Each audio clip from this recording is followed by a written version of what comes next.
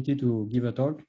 I'm going to talk about density matrix renormalization group description of the island of inversion isotopes from 28 to 33. And this is more on the many body side than the few body side, but you will see how some few body effect can have a dramatic impact. So, sorry, I need to click. So I will first introduce low energy nuclear physics for those who are not familiar with this field.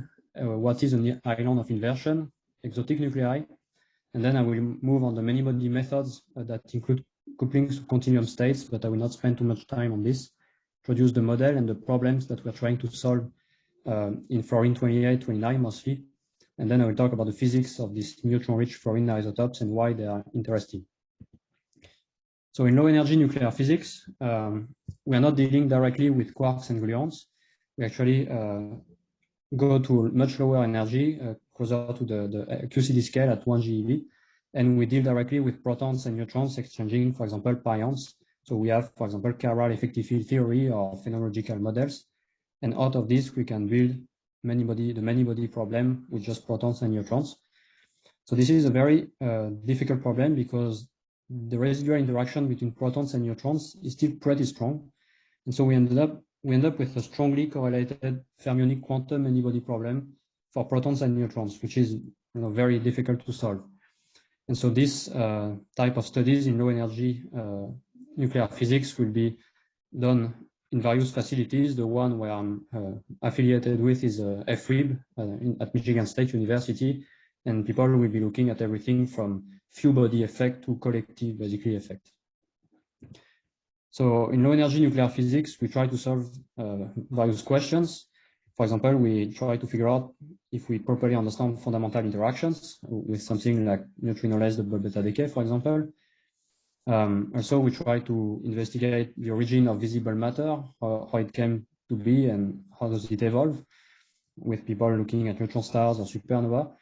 But at a more fundamental level, and this is what interests me the most, is how does subatomic matter organize itself and what phenomena emerge. And this is where few body and many body meet. And in low energy nuclear physics, this is basically the field of nuclear structure. So in nuclear structure, there are lots of very interesting phenomena. There are plenty of emergent phenomena, actually. So one that probably everyone knows is the self-consistent shell structure that is very similar to the electrons around a nucleus in an atom, except that here it's the nucleons interacting with themselves, creating self-consistently this shell structure like an onion. And there are also more interesting things, like, for example, the deformation, which can happen, where I will talk a bit about this, where the spherical symmetry is broken. And so once you have deformation, you can have, for example, a rotational motion. You can also have vibrational motion. So these are all called collective motion. And there is also an interesting phenomenon called clustering, where some nucleons pack together to form little clusters. And these things are very interesting, for example, for astrophysics. This is where you have the famous Hall state, without which the sun would not even be bright. So that gives you an idea of the importance of understanding these things. And as strange as it is, the origin of all these phenomena is still not fully understood. So a perfect example of this emergent phenomena is what we call island of inversion. So to understand what these are, you can plot the number of protons as the number of neutrons, and you put a little square for every isotope that you know. So the black one here are stable. The white, blue ones here are isotopes that are stable with respect to proton and neutron emissions, but not with respect to, for example, beta decay. And then you have these little red areas that are shown here, which are the island of inversions. And what happens here is that if you start from some let's say, stable spherical system, and you start adding more and more neutrons as you go on this neutron-rich side, what happens is tensor forces, which is one part of nuclear forces, and also the mean field mass dependence, because the system gets heavier as you add neutrons, will have a combined effect, which will take some major shells. So you have like shells that are packed together, and it will squeeze them. Basically, you start mixing them. And when that happens, there is the possibility through the quadrupole part of nuclear interaction, in particular, to break a spherical symmetry. by coupling some shells. And this is this spontaneous symmetry breaking is known as the Yann-Taylor effect in molecular physics, for example. So this is at the origin of deformation in nuclei. And so this island of inversion is when you have some shells like this that start to mix with a lower block of shell, and so they are called intruders. And this is why we say there is an inversion, because the ground state can change parity, essentially. So there are things that happens when you keep adding neutrons also. As you keep adding neutrons, you approach the limits of nuclear stability. So basically the system becomes less and less stable with respect to neutron emission, for example, in this case. And as you can see on this plot, which shows the whole nuclear chart with some theoretical prediction of where the limits might be, we still have a lot to discover. But essentially what we know is that as we approach these limits, there are new emergent phenomena that also appear, and they are due to couplings to continuum states. So the system becomes basically weakly bound and then unbound. And so my work is mostly to try to understand what happens at these drip lines, at these limits of nuclear stability. And in the case of fluorine isotopes, there is something interesting happening. So just to give you an idea of some emergent phenomena that happens at the drip line, we have seen already today several people talking about that. There are exotic decay modes. So here, this is a picture, literally a picture of 2-proton decay of iron-45. You saw today a neutron decay, for example, 2 neutron decay or even more. So these are exotic decay modes because we usually expect to have just 1 neutron at a time, for example, to be emitted. But in some cases, nuclear correlations make that you get 2. We can have halo structures, which I think many people are familiar with now, where you have some nucleons that end up being fairly delocalized around an effective core, essentially. So you can even develop an effective field theory of these halo structures, which is very interesting, and they are found in all sorts of systems beyond nuclear physics. And you can have many body resonances, virtual states, you can have all sorts of things. So this phenomena will also appear at the same time you have this deformation that appears, that I mentioned before for the island of inversions. So the proper framework, if you want to understand this emergent phenomena at the drip line, is to treat nuclei as open quantum systems. So this is this idea that you don't consider just bound states when you look at the system, but also the possibility to have decaying resonances and scattering states, for example. And you can go in the quasi-stationary formalism where your energies, instead of being real, they become imaginary. And the imaginary part has to do with the width or the energy dispersion of your resonance. So this is one way, for example, I work with this thing, and so you have this sort of wave functions. So in nuclear physics, in low energy nuclear physics, if you start thinking of nuclei as open quantum system, you basically try to unify the field of nuclear structure and nuclear reactions. You try to describe these 2 aspects together. So now I need to do a little bit of propaganda for IFRIB because I'm working for IFRIB. So IFRIB is this new facility at Michigan State University, which will allow us to like really revolutionize the low energy nuclear physics. There is a large theory community around that, the IFRIB Theory Alliance, and I am at Florida State University because it's a big part of this. And so what IFRIB will do, to give you an idea of the scale, this is a plot that shows the number of isotopes as a function of the atomic number, so the total number of nucleons. And the dark blue here is the isotopes that we already know. And the green here is what IFRIB will actually produce.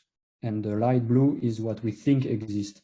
So you can see that IFRIB will basically double the number of isotopes that we can access experimentally compared to what was possible before. So that's a gigantic step forward, if you want. And so theory needs to catch up. Like, we are really far behind as theorists compared to what is going to happen here. There will be lots of new, exciting, probably physical phenomena that we don't even know about, and we need to be able to capture all these things. So that's why I want to emphasize that there will be plenty of opportunities for the next 15 years. So now let's talk a bit about theory. To keep it simple, if we want to describe a well-bound system, we saw that in the previous talk, the ideal is to do an ab initio calculation, meaning all your nucleons are degrees of freedom. They are all active.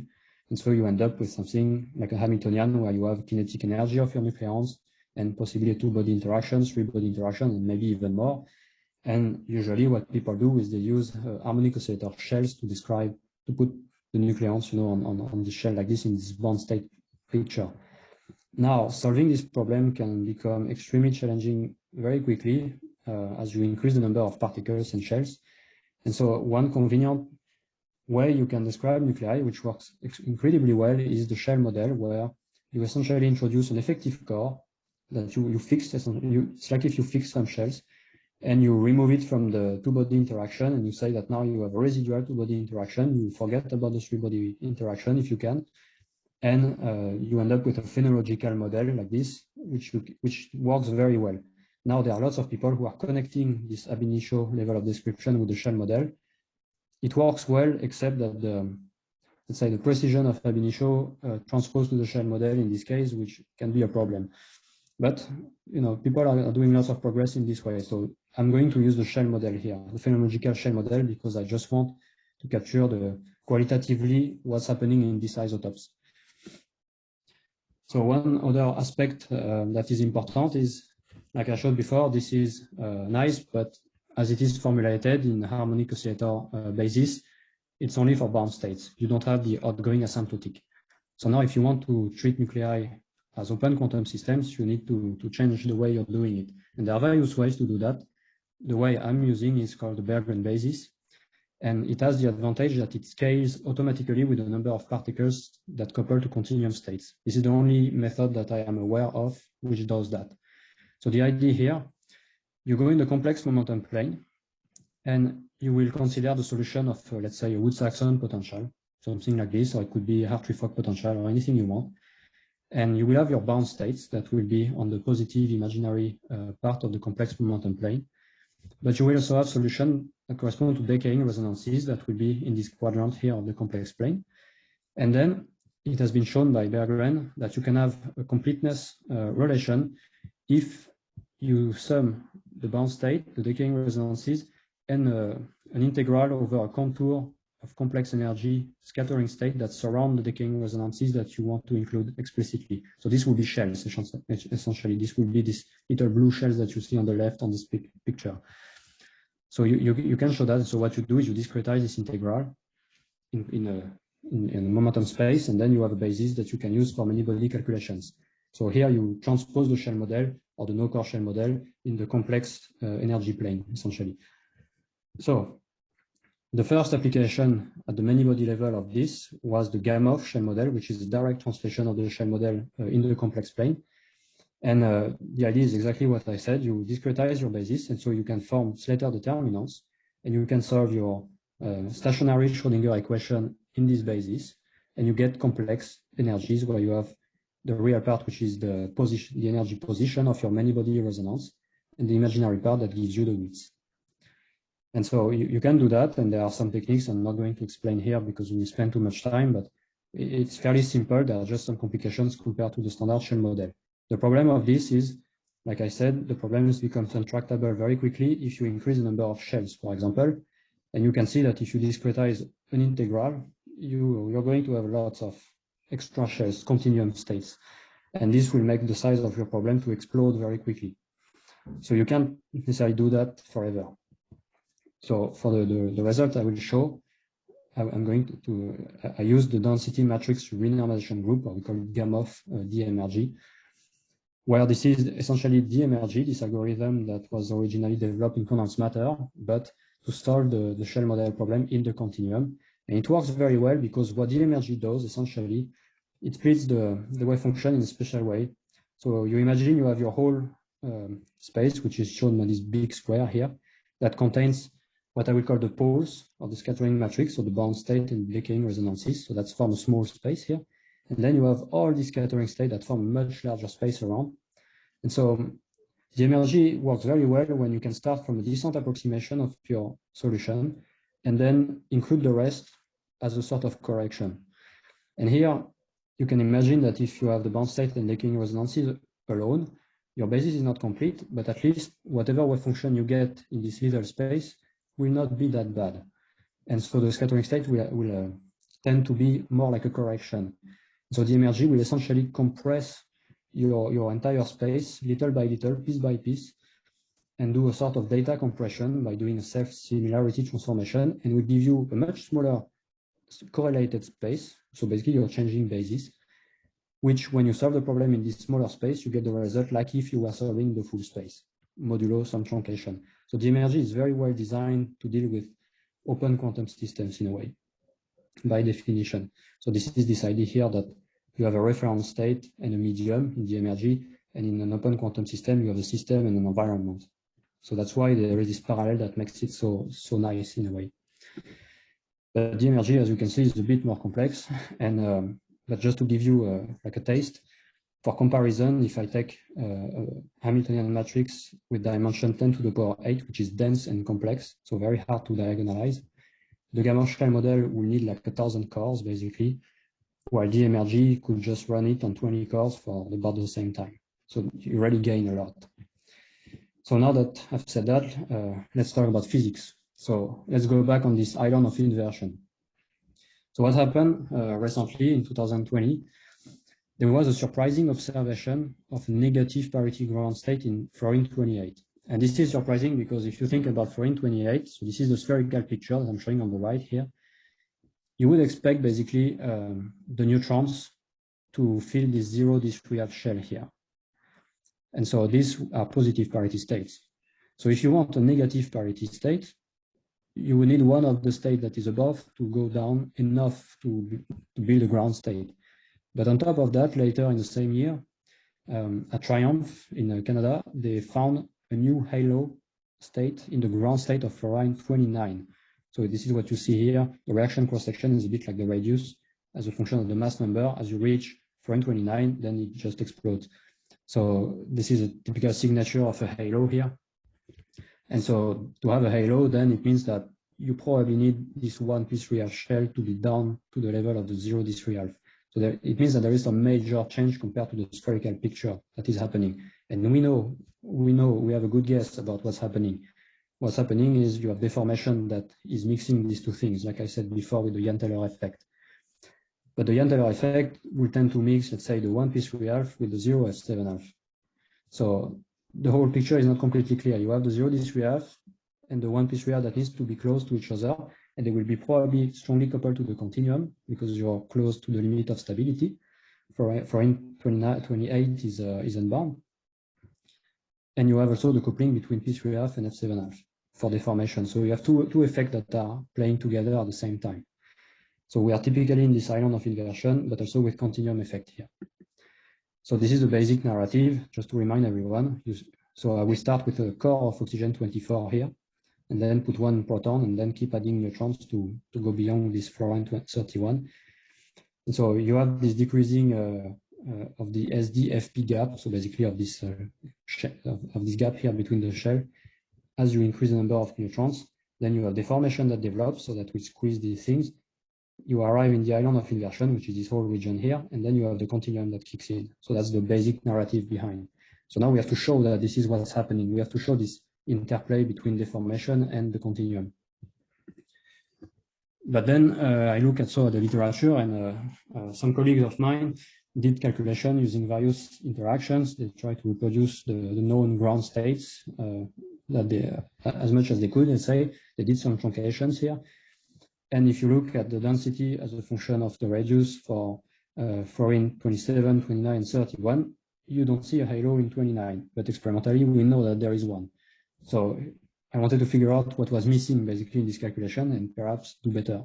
That was the idea. So I used a phenological model, which would be this gamma shell model FHT here, the red that you see on the left. But that's basically the idea. So to do better, I had to do large-scale DMRG calculations because deformation is difficult to get in a spherical picture. You need to get it through heavy configuration mixing, let's say. And also you need to have the continuum if I wanted to describe this halo formation. So the calculation would be very heavy in the first place. And then I use a minimal interaction. The idea was not to reproduce everything exactly, but just to get a taste of what's going on.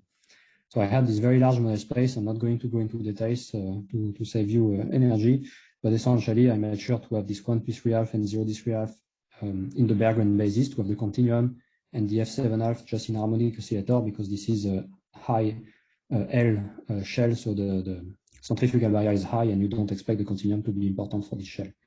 So this gave us a pretty large problem. The Hamiltonian matrix dimension was 10 to the power 11 for fluorine 33, which is at the limit of, computationally, this is at the limit of what we can do, basically. That's very big. Now, I'm not going to spend too much time on this either, but these were challenging calculation because of the large model space, the resonance identification. When you're in a few body with 2 or 3 body fermions, identifying where resonances are is not always easy, but it's okay. Once you start having 5 or 6 neutrons, it can become a bit harder. And we also had to repeat the calculation many times to optimize the Hamiltonian, and also experimentally there are many uncertainties and actually unknowns. So we had to be careful to control the optimization, basically. And we had to introduce some other techniques that I will not talk about here, which are typical from DMRG, where you can optimize the convergence of DMRG by reorganizing the order in which you include this big space as you go in the calculations. So let me show you some results. So overall, we got a decent agreement with experiment. Could be better, but it's a simple model. So you see here the energy for the lightest isotope from 26 to 29. We reproduce more or less the experimental states when they are known. And sometimes when you see parentheses, it means that it's not very clear what are the parities or if they are several states or not. Some of the spin assignments, like this 4- were based on the standard chain model where there is no continuum. So it's not necessarily clear if it is the ground state or not. And so overall, it's decent, let's say. And then we made additional predictions, like states that were not measured. So the problem of these calculations here is that to reproduce this light nuclei, we had to artificially lower a bit the 1p3, this famous shell that was at the origin of the negative parity in fluorine 28. So we had to lower it a bit artificially, and that impacted the result in some way, but at least, especially for the heavier isotopes, but at least we managed to get a decent agreement. And out of this, without constraining actually fluorine 28, because the experimental data are not well known, we got automatically, we did not impose the spin parity, we just imposed to have a negative parity, and we got automatically these 2- and 1- states. That's what we got here.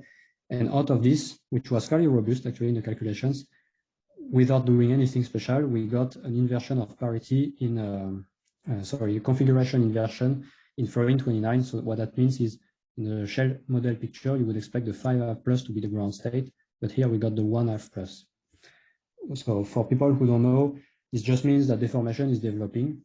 But the interesting thing is that this 1½ has a halo structure. It has a high content in a P wave.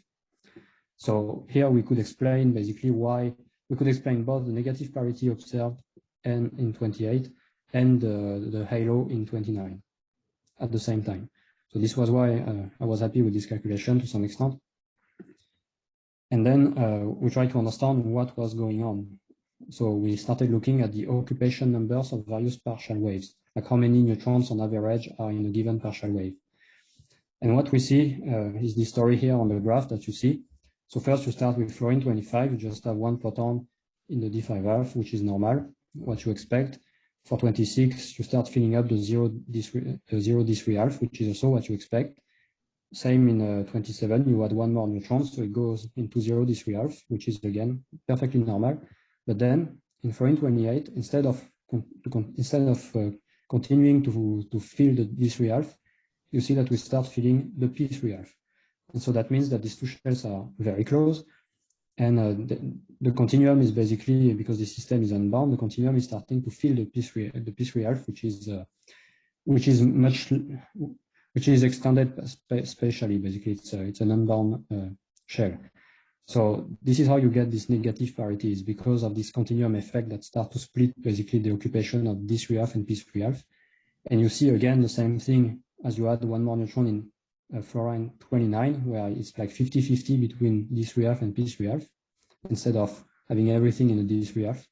And you also start seeing some mixing, basically, where you have a bit of F7², so that's deformation, and a bit also of d5² and S1² that mix for the protons, and that's also deformation that start to click in, basically. So here you have a deformed halo system. And then, to our surprise, in fluorine 30, but that could also be due to truncations, I'm not sure, the D3 gets filled completely. And then there is just one in the P3, so there is like a lowering in this case, and deformation is still very strong in this case. And then things get a bit more normal as you get to fluorine 31, where you have 2 neutrons in the P3 and everything else in the D3. So basically, we expect this fluorine 31 to be a 2 neutron halo system.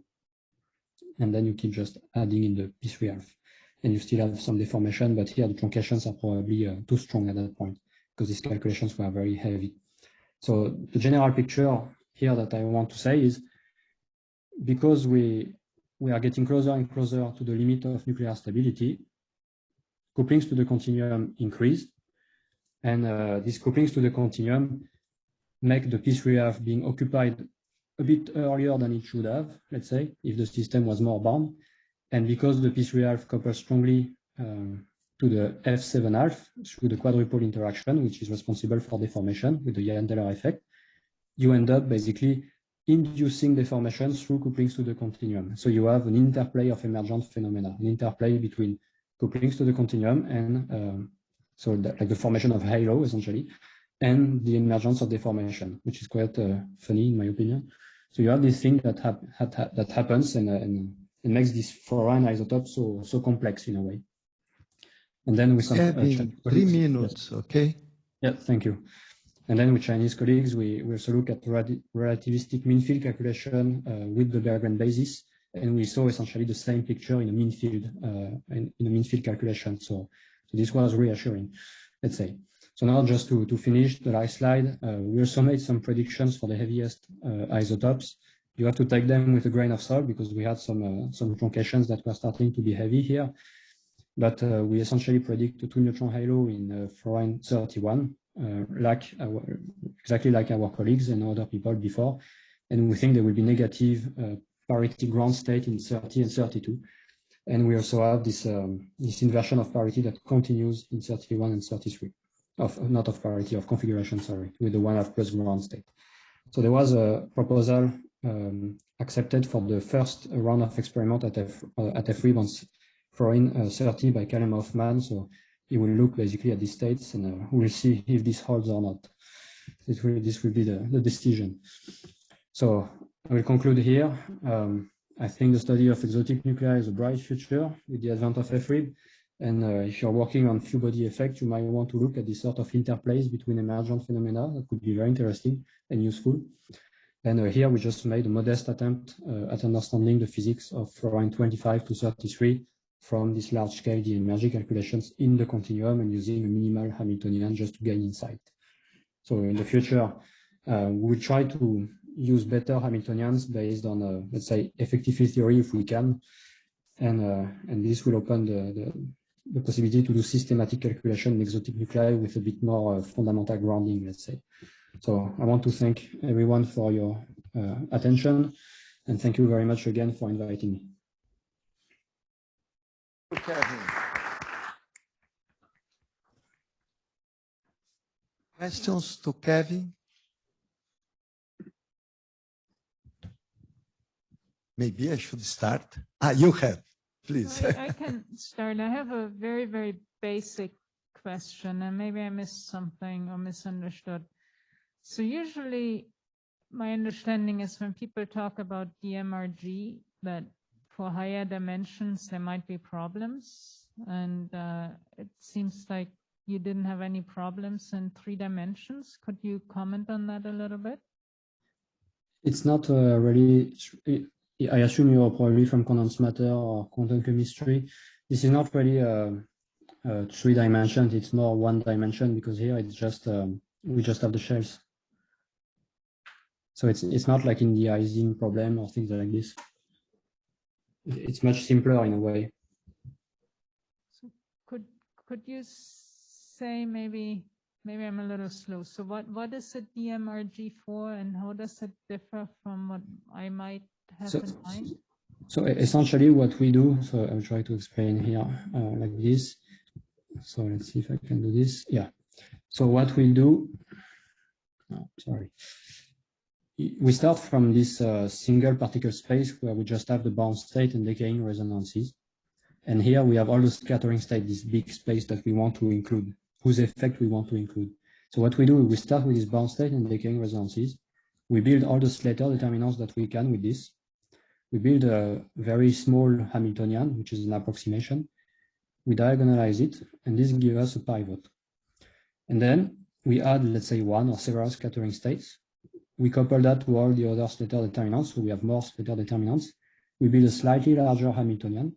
And when we diagonalize it, we use this pivot to look for a solution that has a maximal overlap with it. And we get a new refined solution. And out of this solution, then we calculate the reduced density matrix like this. And its eigenvectors are basically natural orbitals. They are not exactly natural orbitals, but they are slightly improved basis states, like correlated basis states, single particle states. We truncate this basis using the DMRG criteria, which is to just remove the state that have an occupation that is smaller than some number. We build a new many-body basis of Slater determinants, and then we add one more scattering states, new Slater determinants, new Hamiltonian, and we keep going like this until basically until we have basically exhausted this whole space of scattering states and compressed completely the full many-body space, if you want. So that's how we do it. Does that make sense? I think so. So you're basically saying you're not sort of dividing your space into different pieces and look at entanglement between them. Yes. It's a completely different approach. So in that sense, because you are working with single particle states and then looking at the natural orbitals. Yeah, that's why it's simpler here. Thanks. Questions? Other questions? So maybe now I can do mine. Kevin, the first, simple question I have, when you go to this halo that are so weakly bound, your outer neutrons, no? There is should be a dependence on the potential you use, on the nucleon. Maybe you have 3 nucleon forces, I don't know. Could you comment on that? Yeah, yes, so this is correct. What is done in the shell model traditionally, let me show. What is done traditionally is when you have this residual two-body interaction, which is supposed to account for whatever is left of the two-body interaction, but also of the three and so on. You have a mass factor here, traditionally, that accounts for the fact that the size of your system is changing essentially as you add more and more and more neutrons. You can also have some factor in front of the core. It has been shown using renormalization group technique. If you start from an ab initio Hamiltonian and you generate a shell model Hamiltonian out of an ab initio shell model Hamiltonian, that you have naturally this mass dependence that appears. So the intuition of shell model people at the time was correct. So this is how it is taken into account approximatively at a phenological level. There is just a factor that depends on the mass. So I understand you check for your less neutron-rich nuclei, your level scheme, for example, and then you use that information to go ahead. Yeah. So do not come with an ab initio nucleon. Nucleon potential. Yes, exactly. So I have just one two-body interaction, let's say, and one body interaction, and I adjust it on the known experimentally known state. But when I calculate, I apply this mass factor to all of this. So it's just one for this one, let's say, because there are two particles, and then it starts decreasing as you increase the mass. So this factor is already taken into account, so you just have one interaction, just have one set of parameters for everything. And in my case, I had something like 3 adjustable parameters.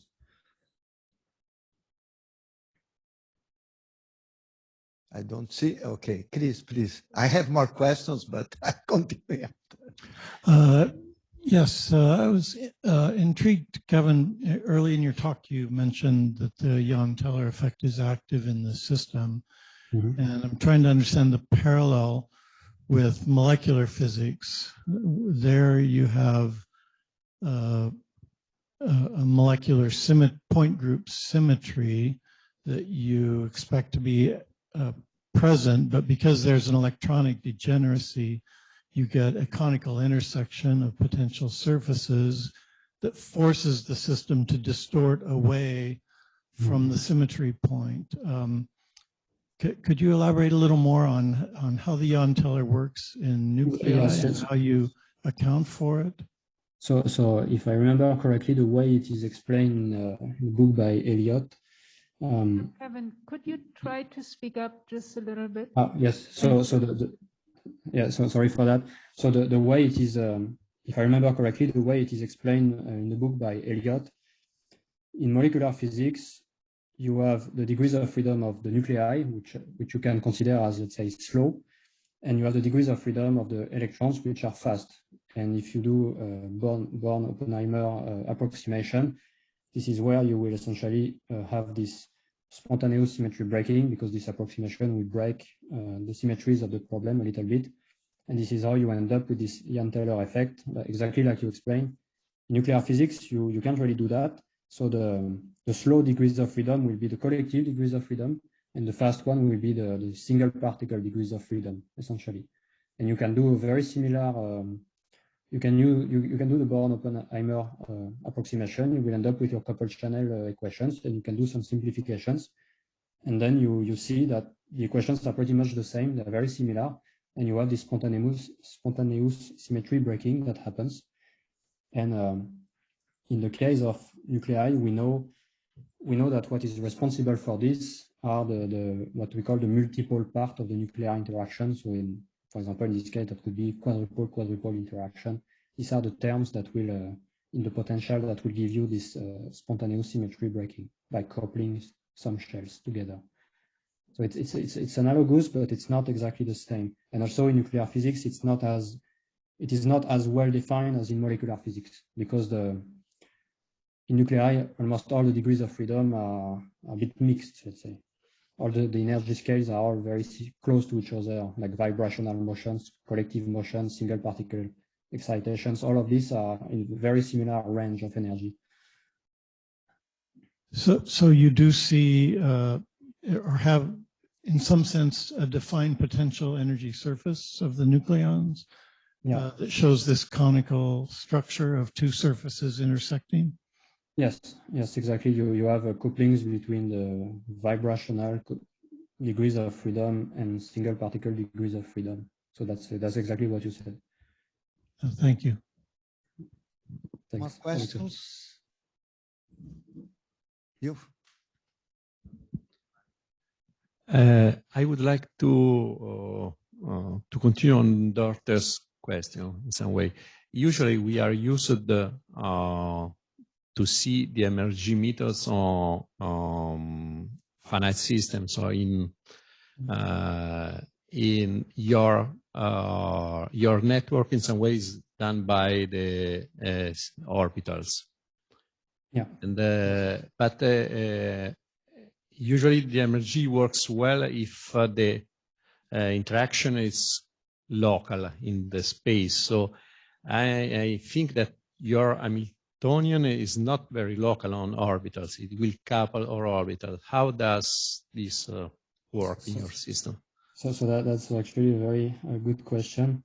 So when people try DMRG in nuclear physics, Johannes, just sorry, Yep. Kevin, please just go more close to your microphone. Yes. So Yes. originally, when people tried DMRG for the first time in nuclear physics, they used the shell model with harmonic oscillator shells.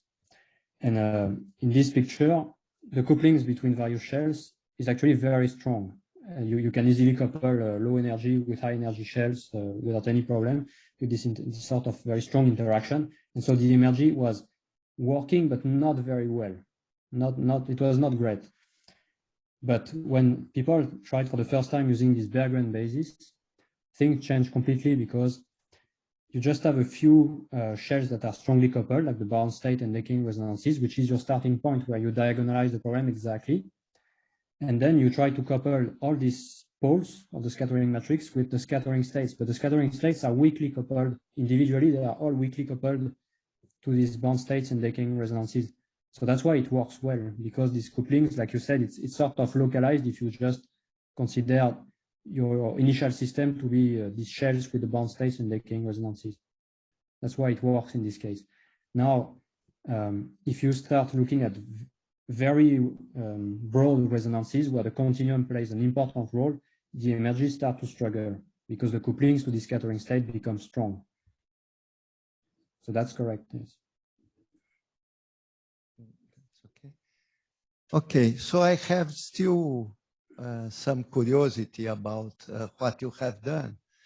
I mean, you are able to get these very diffuse orbits of the neutron halos, as I understand, because you introduced this Bergen basis that you can go, you discretize the continuum. No?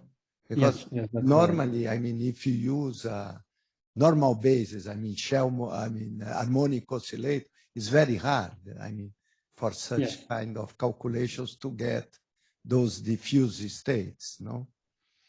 Yeah, and yes. In your case, it seems, I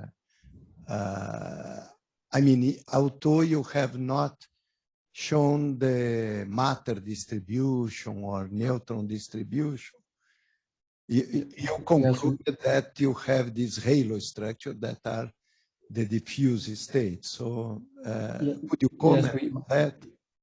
Yes, we could not at that point with the code calculate, for example, these densities right away with the version that I was working on. But we know, for example, that this one P3R shell that is being occupied, when we build the Bergen basis, we can see how this shell looks like, and it's very diffuse. It's very extended. So we can reasonably conclude, let's say, that if this shell is occupied, we probably have a halo. That's in that sense that we say we don't know for sure, but in future calculations, when we'll be able to calculate these densities right away, you know, out of the version we have, yes, I'm pretty sure we'll see the halo without any problem. And probably it's not easy to determine if you have, for the formation of halo, few body dynamics. Maybe you are not able to assess if it is like a 3-body halo or 4-body halo or so on. Probably you cannot assess this. Yeah, this is difficult. This is difficult because we will need to calculate. We need to calculate the let's say 2-body densities.